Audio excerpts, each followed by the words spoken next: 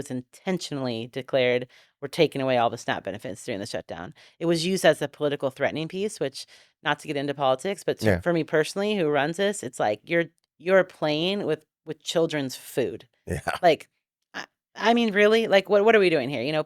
So WTF. then all of a sudden, overnight, there was a panic that kind of spread through, communities like ours and all throughout the country. They didn't know where their next meals were going to come from, or they were having to choose, do I keep the lights on or do I go get groceries Mm.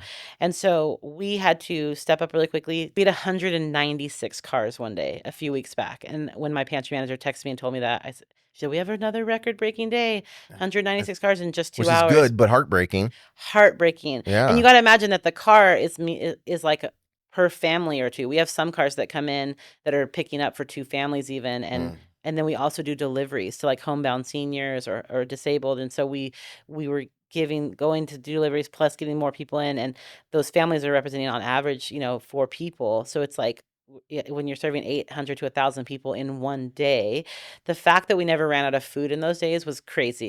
Made a lot of people nervous, and because like I said, if you got to choose between paying your rent and eating, what do you do? And Yeah. so That's an impossible it's an decision. impossible decision, and it's really unfortunate. And I get it that there's skeptics out there and people that want to say, "Oh, well, these people shouldn't be on this assistance anyway." 78% of the people in SNAP are working people. So because that one person is like that, do we not feed the other four? But still, in my mind, my heart, Mission Hope's heart, is to say all 5 of those people deserve to be fed, even the one that's being a whatever, but especially those 4 people that had circumstantially nothing to do with why they're in this boat they're in. No, you're telling me a 7-year-old now all of a sudden is, sorry, 7-year-old, you can't eat now. Yeah. Pay for the So sins of someone else. so we saw a huge uptick in our numbers, but like I said, we rallied. We had exactly what we needed and enough storage and a very brilliant pantry manager who knows how to do all the puzzle pieces perfectly. So everyone got something and no one went without during that time, even those few weeks that we had a high increase in Yeah. numbers.